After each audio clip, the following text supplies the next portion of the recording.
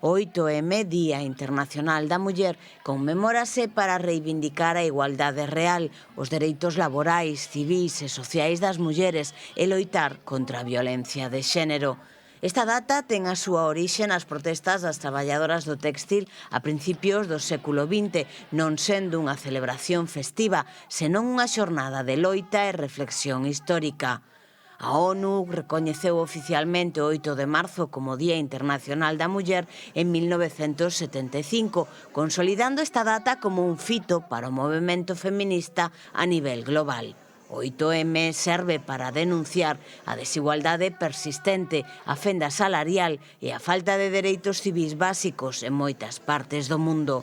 É un día fundamental para exixir o fin dos feminicidios, a violencia sexual e cualquera tipo de abuso contra as mulleres. É crucial entender que é unha xornada de loita, non celebración festiva. Non se debe felicitar, senón apoiar a causa e reflexionar sobre os desafíos actuais. Un dos máis relevantes segue sendo a retención do talento feminino despois da maternidade. Segundo o barómetro sobre conciliación das nais profesionais en España, cerca do 78% das nais tivo que renunciar nalgún momento a oportunidades profesionais por motivos de conciliación.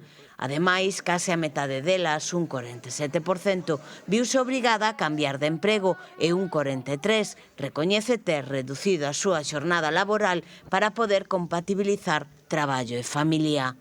A pesar dos cambios normativos e do crecente compromiso de moitas empresas coa igualdade, a maternidade continúa marcando un punto de inflexión na carreira profesional de moitas mulleres.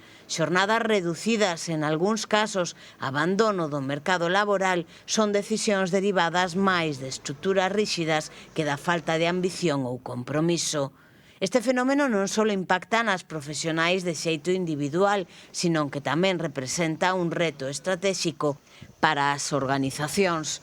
A saída ou desconexión progresiva de mulleres cualificadas supón a perda de coñecemento, incremento de custos de rotación e unha menor diversidade nos equipos de liderado. Nun contexto onde atraer e fidelizar talento é unha prioridade, non abordar esta realidade supón unha desvantaxe competitiva evidente. O reto non se soluciona ofrecendo solucións puntuais ou acordos individuais.